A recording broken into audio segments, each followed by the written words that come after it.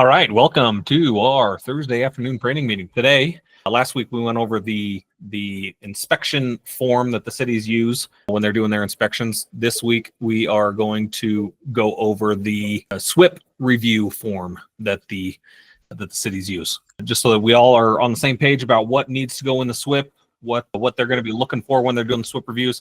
This is actually kind of a new, SWP review form that they've put out. And it's nice because they've done it because the new law, which has some pretty strict requirements for the SWP reviews, and so the cities are now starting to take a look at this. So just so that you're aware, we should anticipate that a lot of the cities are now going to be taking a closer look at the SWP documents.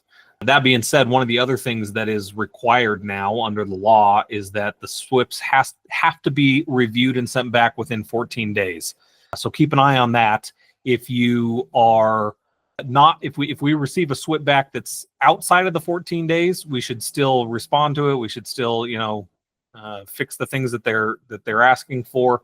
But the law does say that they have to provide us with feedback on the SWP within 14 days of when we turn it into them. So, if there's anything egregious, we can always push back on that because that is the rule. Starting on May 1st, in all likelihood, starting on May 1st, the law will require 5 days for the second review. Right now, it's another 14 days for a second review, but it will be 5 days after May 1st, likely. Okay, let's go through the SWP here. First thing that they're looking for in the SWP is the stormwater team. So just so that we're all on the same page with what the stormwater team requires, stormwater team listed in the SWP has to have, number one, the people who are doing design, installation, maintenance, and or repair of stormwater controls, right? So that's usually the BMP installers and maintainers. It needs to have anybody who is in charge of the application and storage of treatment chemicals, which is extremely rare. But if that happens on any of our projects, those people need to be specifically listed in the stormwater team. The people who are, or person who is conducting inspections needs to be in the stormwater team, and whoever is going to be responsible for corrective actions needs to be in the stormwater team. So as well as that, the other people on the stormwater team that's not listed here is going to be whoever is the site contact, whoever's responsible for the site. They need to be on the stormwater team as well. Who we don't need to be on the stormwater team that we've often put in the SWP, but we're not going to be doing that anymore, is the owner. The owner doesn't need to be a part of the stormwater team unless the owner is also the operator, in which case, that might be the site contact. But if they're not going to have any direct responsibility for SWP stuff on the site, they don't need to be part of the stormwater team. Next up, obviously, as we're aware, any member of the stormwater team responsible for conducting inspections needs to have the training and qualification put into the SWP. So whoever that person is that's listed on there, usually, for our SWPs, it'll say a member of the extended group team, and then we'll have a link to all of our certifications in there, because any one of us and any one of our inspectors could be out there doing the inspections. But if it's a specific individual from a different company, then the certification needs to be in the SWP. Next up is the qualification for SWP writing, right? And so here we have the times when you have to have a qualification for writing the SWP. That's whenever the surface water is within 50 feet, or if the project has steep slopes, 35 degrees or more, and also if the project is greater than 5 acres in disturbance. Then in that case, the SWP writer, we need a qualification put in the SWP for the SWP writer. Now in Utah, that means that it has to either be a RSW, or it has to be like a CPESC or something like that. So, or an engineer.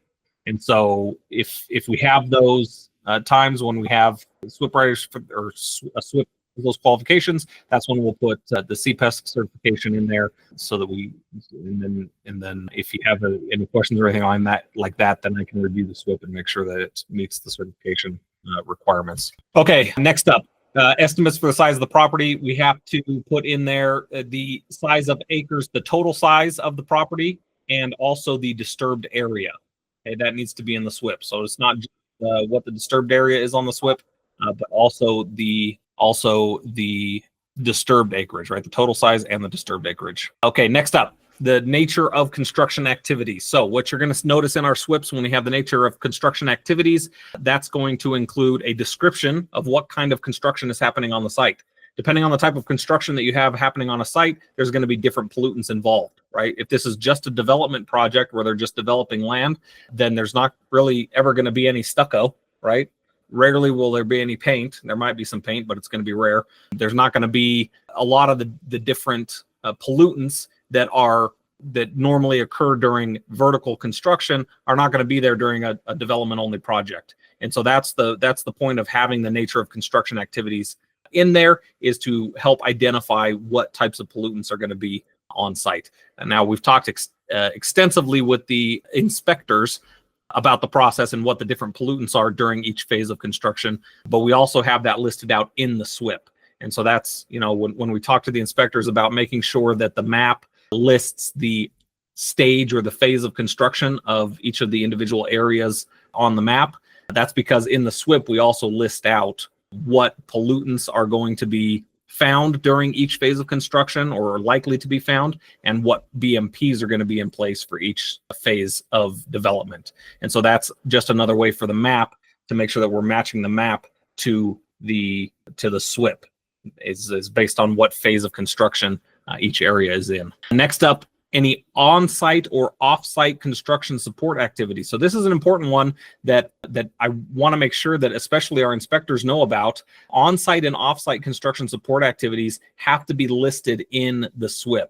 Oftentimes when we are conducting the SWP, or even when we start the SWP, the operator might not know, or we might not know of any construction support activities that are going to be either on-site or off-site. Usually the big deal is the off-site construction support activities. And so when you're out doing a site and you find out that across the street is where they're storing all their materials, it's not within the site boundaries, but they're actually storing all of their materials, they're parking their vehicles across the street, that's something that would require an amendment. And so keep an eye out for that and make sure that you inform Jen or Ava that an amendment is required if we have a site where we have not listed an off-site construction support activity, but they are using another area of land as a construction support activity. Those areas have to be in the SWP and they have to be inspected. So you will see this, and you probably have seen this already, but usually it shows up because they are storing their vehicles or materials or something like that on, across the street or at another location. All right, so keep an eye out for that, inspectors. If you find off-site support activities, make sure that we know so that we can put an amendment in for that. Next is a description of the construction schedule. So we typically just put in a very generic description of the construction schedule, but and obviously construction schedules change, but we kind of have a standard construction schedule that we go through. And the reason that the construction schedule needs to be in there is, again, because of the different types of pollutants that will be there depending on what phase of construction that they're in. The next one that they're looking for is business days and hours for the project. Now, this one also is all over the place, right? So we typically make it a standard 9 to 5, Monday through Friday. If for some reason you find out that they are, that your people are definitely working on site every Saturday or every Sunday or something like that, again, this is something that we should update in the SWP. So if we have reason to believe or we find out that the days and hours are outside of normal business days and hours, and that's a consistent thing, not like, oh, they came in one Saturday because they were falling behind, but yeah, they are planning on working every Saturday on this project, then we should amend the SWP and make sure that that's included. It's not a huge deal, but if it's something that we know about, then we should include it in the SWP. Okay, the next part is the site map, right? So when we're submitting a SWP, we have to have a site map. And the site map has to show all of the permit required features, right? It needs to show all of the BMPs that are going to be in place. It needs to show, slopes. It needs to show water flows. It needs to show where waters of the state are. Now, when we submit the SWP initially, what's interesting is that we usually don't know a lot of this information. We don't know where their material storage is going to be. We don't know where they're going to put the concrete washout. We don't know where they're going to put the dumpsters. We don't know where they're going to put the portable toilets. So we just make an educated guess and we just put them on the SWP to show that, this is anticipated that we're going to have these controls on site. And so that's why we have moved to using a separate map for inspectors because when we submit the SWP, that map is going to have all kinds of stuff on there that isn't going to show up until later in the construction process. And a lot of it, or most of it, is going to be in a different area than where we have put it on the map during the SWP development process. And so it can end up in a lot of extra work to have to remove a whole bunch of that stuff or move it later on. And so that's why we have a map that we submit with the SWP. And then there's a separate map for inspectors to start using that's blank that they can start using so that it matches exactly what is on the site. Okay, next is if the site discharges into the MS4, then the MS4 should be listed. Now, this is not technically a requirement to be in the SWP. This is a requirement to be on the NOI permit or the NOI permit application rather, and the authorization that we would get back.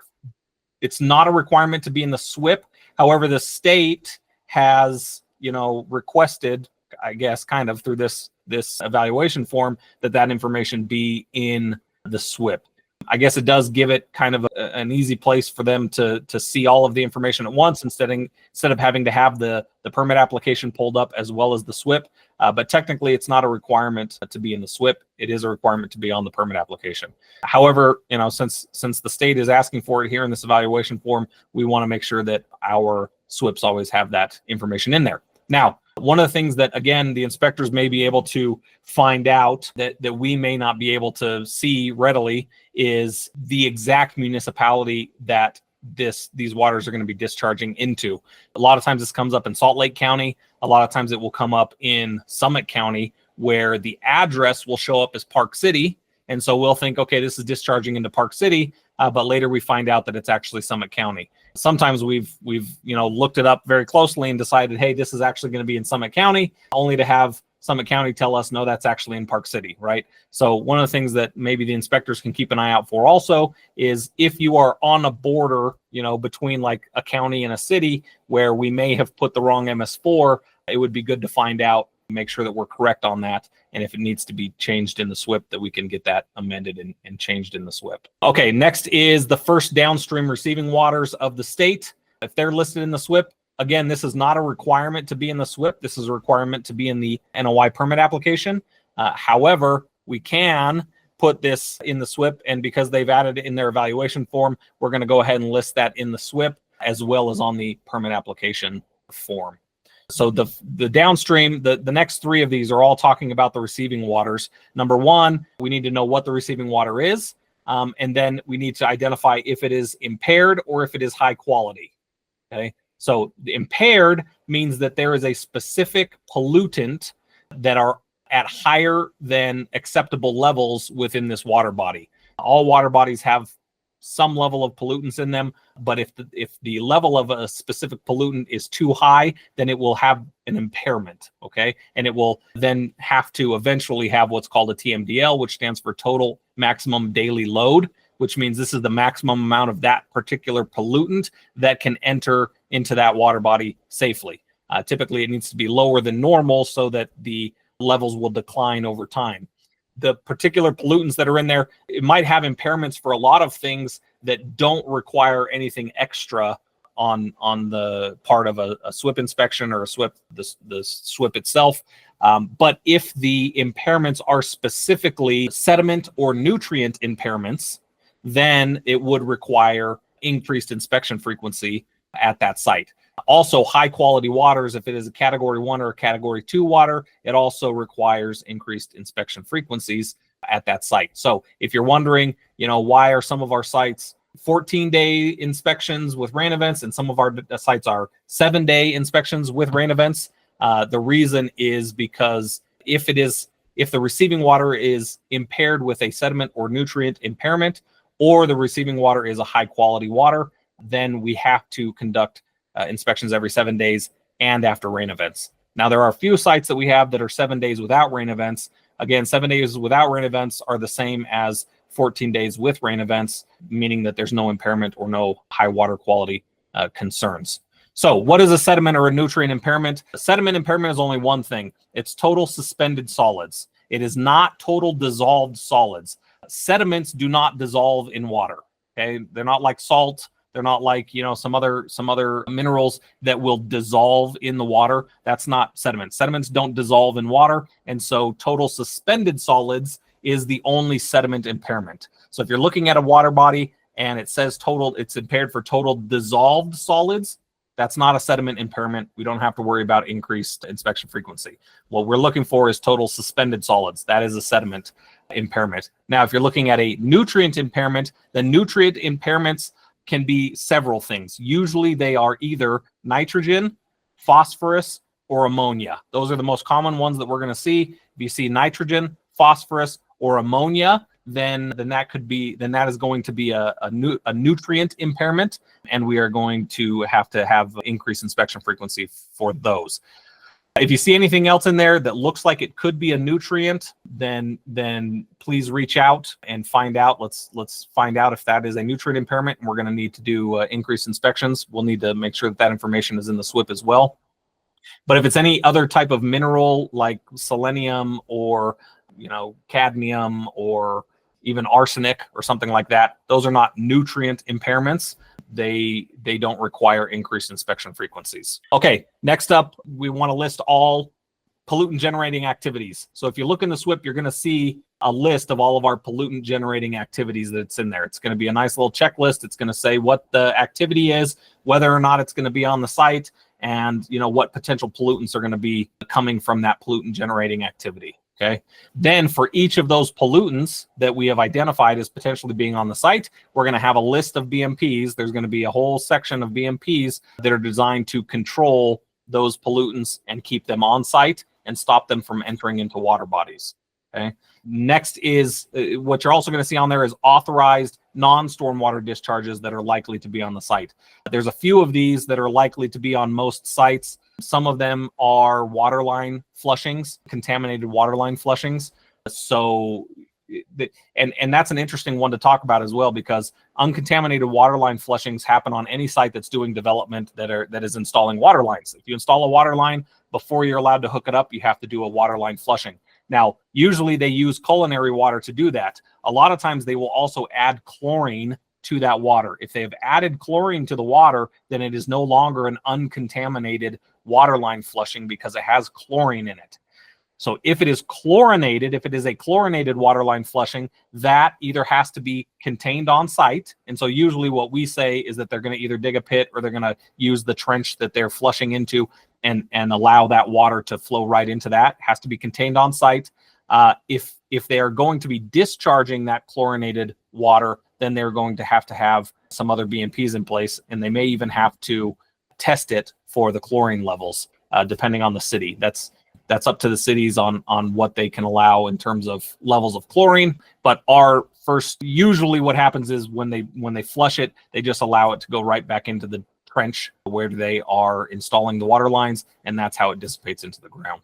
Other things are like water used for firefighting activities. Hopefully we don't have any of that on site, but it can also be wash waters for pavement if they're going to wash off their pavement, or if they're going to wash off their buildings, or if they're going to wash off their equipment. As long as that is uncontaminated water that they're using to wash, then those wash waters can be allowed to just be discharged from the site. It's a non-stormwater discharge, but it's allowed under the permit. Next, it talks about dewatering. Now, dewatering is not a requirement to be in the SWPPP either. Dewatering has its own plan. And so if dewatering is anticipated, because the evaluation form asks about dewatering here, we will put a note in the SWPPP that there is a separate dewatering plan and a separate dewatering permit, but it's not a requirement for that information to be in the SWPPP. In fact, it is a requirement to have a separate plan for that.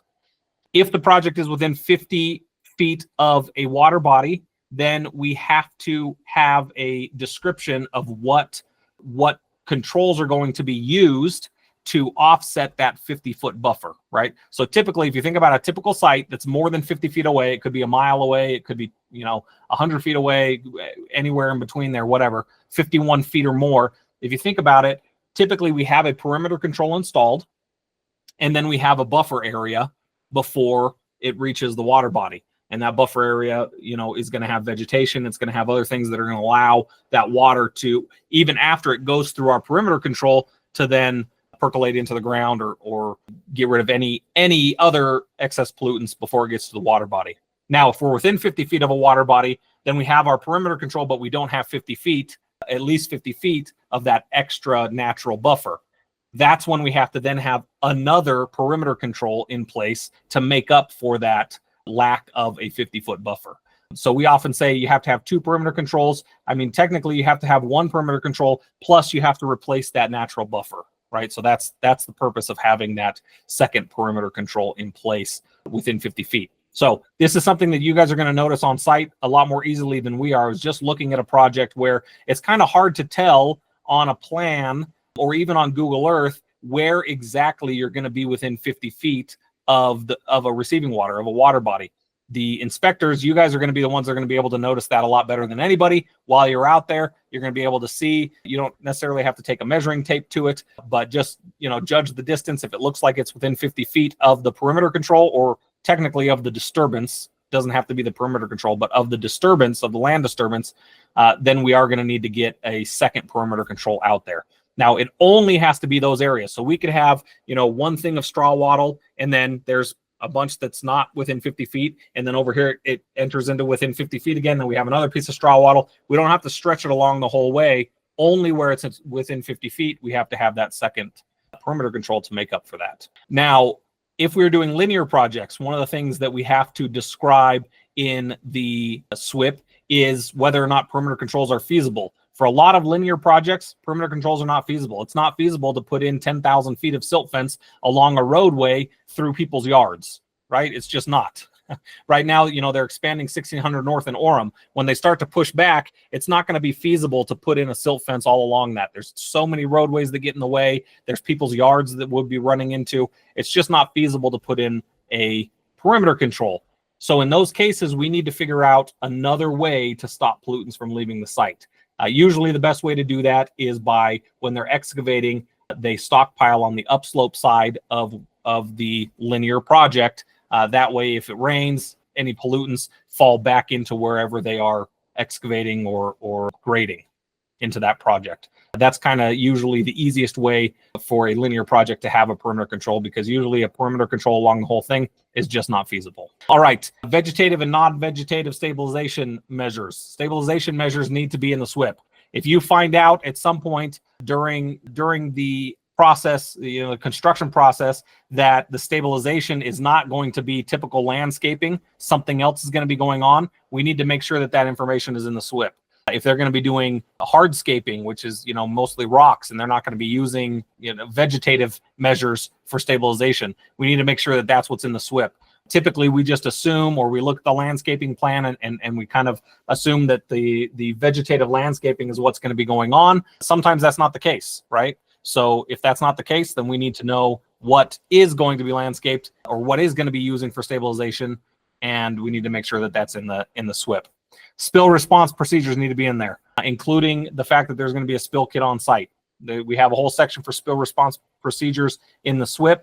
We need to look at waste management procedures. Obviously, those are typical BMPs that are in the SWPPP. We have rarely ever had an emergency project, but if we do have emergency projects, then we need to include information on these emergency construction projects, emergency excavation projects that allow for special conditions of why we may not be able to get the same level of BMPs in place or the same level of protection in place for that project. We have our underground injection controls. Okay, one of the things that I would like for the inspectors to look out for as well while you're on site, usually we are able to find from the plans when a storm tech system or when a chamber system is going to be installed. And inspectors, when you guys are out on the sites, you're going to see these being installed. You're going to see these being put into place. If you can check the SWPPP when you see those, you can run down to the correct section in the SWPPP and check to make sure that we have put in the SWPPP that they're going to be doing an underground injection control. It's at the very end of the SWPPP, right before the appendices. We need to make sure that we have that information in there.